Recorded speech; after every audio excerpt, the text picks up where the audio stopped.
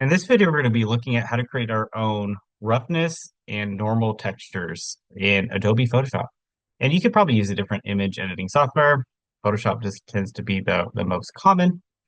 And this will allow us to create our own materials based off of just images that we found online, such as this crate image that I just downloaded. So you don't have to do this step, but I just added another layer in here, made a copy and called it roughness.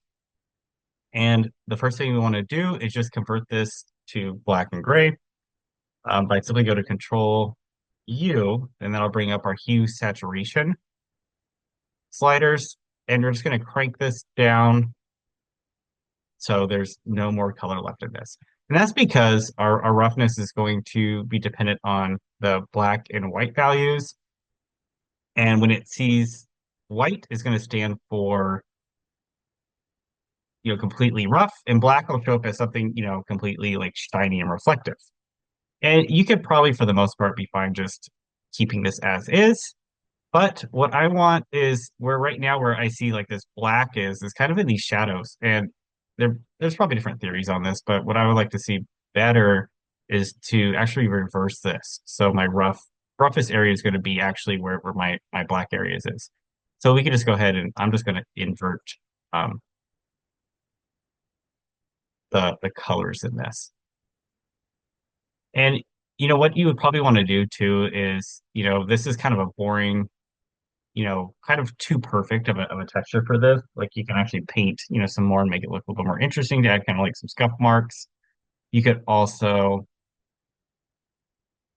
crank up the contrast a little bit more too to make it more extreme if you want, to kind of really, see these values when you kind of convert it to your texture.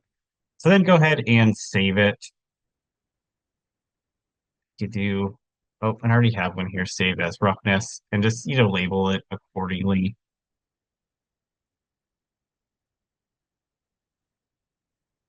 Great. So let's look at creating a normal as well. So I'll do the same thing. I'll go ahead and just delete this roughness because I'm done with that. And then I'll go ahead and make a copy of this. And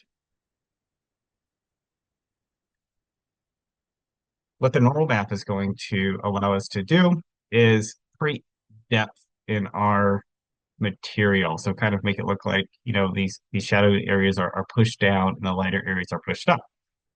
And you could probably convert this to, again, just black and gray at first, but I'm just going to kind of speed up the workflow a little bit just by skipping that step. So if I go to filter and go to 3D, and you could do a generate bump map, which is kind of similar. It just uses black and white or black and gray to do the same thing, but there's a little more information in the normal map.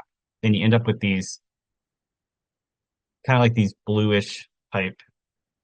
And you can make some adjustments in here as well, kind of if you want to have some kind of detail or blur or some kind of depth. And this kind of gives us like a quick look at kind of what it's going to do. That looks pretty decent for me.